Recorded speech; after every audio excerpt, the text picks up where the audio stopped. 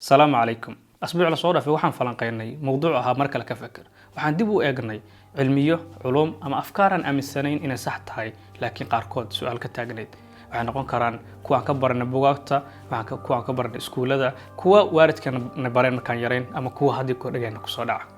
سيد عوانك كوريد كجا مقتبة طبعا مقال كان معها مركل كفكر سجونا حصي الشوان هو ورادا صوص عطين التعمد كل جن قصيصة حد حل جن لتشوي إذا تابنسا أما وقت يرى الله صورة في هاي هذه يقول مدة كيف فكرتان أما قاركين هذا حاضر الصوحة يدنب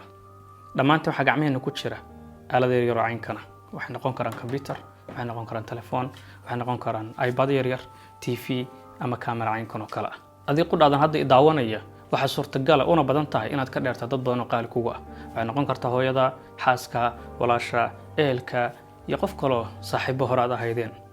hase yeeshee qofka haddii si kale u kala dheerayn waxaan aaminsanahay asbuuci mar bishii mar ama labadii bilba mar waad ismaqashaan haddaysan noqon xitaa dhageysi ama cod muuqaal ahaan waad isku aragtaan dabcan maanta waa nicmo aan taas haysano laakiin sanado kadib 20 sano 25 sano kadib marka dib loo eego inta mid lamid ma jirin telefoon saf baa loo gali jiray taarar baa jiray fax baa jiray dabcan sanadii ka soo horeeyana qaab kala duwan dad ku xiriiri jireen ha noqoto qof dhanbaa loo dhiibo ha noqoto qof waraaq ku dirsada shimbir iyo ha noqoto dhawaaq meel fog ama qiiq hase yeeshee maanta waxaan haysanaa nicmo aad u weyn oo hubaashay taasoo ah inaan hal klik ku gaarno dunida dacasheeda kale una kala gudbino fariin dhanbaal iyo wixii kale la xiriir nicmooyinkan aan haysano kaliya uma adeegsan inaan ku gudbino fariin qof la xiriirno ama wax ugu sheegno laakiin waxay noqon karaan xog diyaarsan oo ku soo qorno waxay noqon kartaa qoraal buugaag muuqaal sida kan hadda aad daawanaysan oo kale ka adiga hadda i daawanaya dabcan adiga hadda i daawanaya qaab kala duwan aad uga faa'iidaysata aaladahan wada haysatid oo wada leh internetka iminkada la joogo muuqaalkana daawanaysa YouTube-ka waxa laga yaabaa xir ka bacdi xaysiisku inuu ku soo baxo xaysiiskan uu noqdo mid ka imaada Amazon Alibaba ama meel kale waxaad hadda quudatay muuqaal ama cod baad dhigaysatay haddana waxa laga yaabaa inaad badeeco raasatid ama alaab soo gadanaysid online ka aadisid laakiin dib ugu laabto oraahdan fiidiyoga bloggiisa iri oo ahayd mar kale ka fakir mis oranaysaa telefoonkan adeegsanaysid muuqaalkaada diray YouTube-kan wax ka daawanaysid Amazon Alibaba iyo local store-kaaga wax ka daawanaysid ama ka gadanaysid dhamaantood iyo dhamaan wax la isku duuduubay internetka ka heshidoo dhan inay noqon karaan cirbada caaradeed oo internetka maxaa ula jeedaa anigu wasida badan ma booqdo YouTube-ka iyo Google-ka badan ma galo Amazon iyo waxa sheegaysan waliga ma maqal waxa ugu badan oo arka waa Instagram iyo WhatsApp-ki waxaan maamay social media waxa iska hadlay social media waa qayb yar oo lagu wada xiriir waa baraha bulshada okay website-da kale ma galo anigu website-da xogta ka akhristo wararka ma wajeceliba news-ki waxa iska ma helo waxaan daawadaa ciyaarahan daawada maya anigu waxaan fiirsadaa hadii goor aflaamta la socdaa war anigu waxaas dhamadanay website-ka jaamacadii waxa la soo kama badnay waxa soo isku doodo Google iyo wixii la xiriira matoorada wax lagu baaro dhamaantood waxay wada gaaraan dhan cirbada caarada internetka inta moogta in waxaan ka badan inay jiraan oo si dheer wixii la soo dhaafay waxaan isku afgaranay in buurta ugu dheeraysan Everest ee ay tahay mid cirka ugu dhow cirif ahaan haddaba sidaas si la mid ah isleedahay internetkuna wuxuu leeyahay cirif noo muuqato kaliya in kaloona arag dabcan hadaladii hore baad ka maqlayseen waxaa jirta cirif yar oo ugu koreeya taasoo amida dhamaanteen aan aragno ha noqoto website-da aad gashid ha noqoto YouTube-ka adiga daawanaysa ha noqoto social media iyo wixii kale la halmaa dhamaantood waxay noqonayaan surface web wax la dhaho ama daalacashada oogada sare badda ama biyaha inta ka koreysa saxaabada koro sabaynaysa intaan daawanayna way waxa ku sixitay qayb kale ka hooseysa oo loo yaqaano deep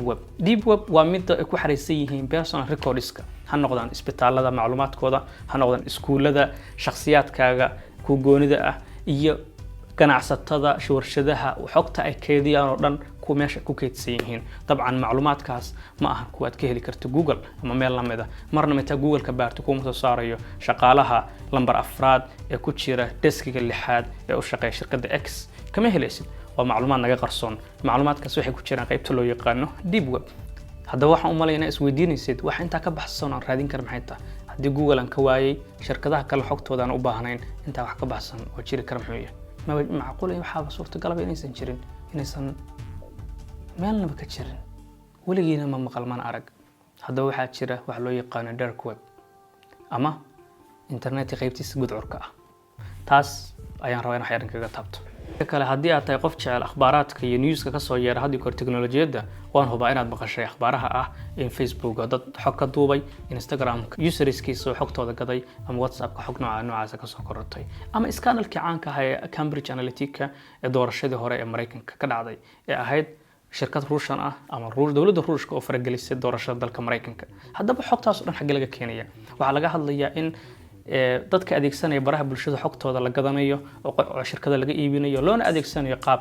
security ahaan, dowladahaadeen, istikhbaaradahaadeen ama ganacsi. xogtaas la aruuriyo waxay noqon kartaa qofka da'diisa, dhererkiisa, midabkiisa, wuxuu jecel yahay, wuxuu ka helo, wuxuu danayo, siyaasaddu jecel yahay iyo waxa la xiriira. dabcan xogtaas waa mid anfacaysa dowladaha, warshadaha, ganacsatada iyo qof kastoo ajenda gooni ah wato. haddii warshad tahay waxay go'aamin kartaa shaatiga ugu dambeeya ama computerka ugu dambeeya ay soo saarayaan, gabdhaha ay ka gadayaan nooca yihiin, wiilasha ka gadayaan, waxyaalaha ay danayaan. adiga laftigaaga waxaa isweydiinaysaa qoralladan aan qorayo, postigan aan like gareynayo, commentiga aan ka bixinayo ama sii share gareynayo, wixii la halmaala ka waran haddii cid kale ay fiirsanayso, ka waran haddii cid kale daawanayso, ka waran haddii cid kale ugu soo aadan tahay iyo wax kastoo la halmaala. marar badan miyaadan fikirkaaga siyaasadeed qarin, marar badan waxyaala aad jeceshahay miyaad si gooni u daawan, marar badan cid aad jeceshahay la xiriirto miyaad si gooni ula xiriirin. intaba waxaa ka dambeeya cabsida ah inaad lagula socdo ama privacy-ga ama xogtaada shakhsiyeed cid duulaan ku tahay. dad badan oo kamid waxaad adeegsataan barnaamijyada loo yaqaan antivirus-ka ku jira telefoonadiina, iPads-kiina iyo wixii la halmaala si aad uga hortagtaan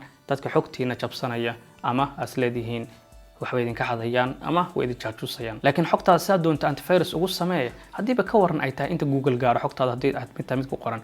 xog aad ku soo qortay Facebook-ga, Google-ka ama meel la mid ama website aad leedahay ku daabacday, dabcan antivirus aad samaysay wuxuu ka macalinaya hadii goor mid dadku access u leeyihiin ama ay gaari karaan. haddaba muuqaalkeena bilowgiis waxaan soo sheegnay inuu jiro internetka qayb gudcur ah oo loo yaqaan dark web. dark web waa meel isugu imaadaan dadka noocyadiisa kala duwan, waxay noqon karaan kuwa niyad xun, kuwa niyadsan iyo intaba. hase ahaatee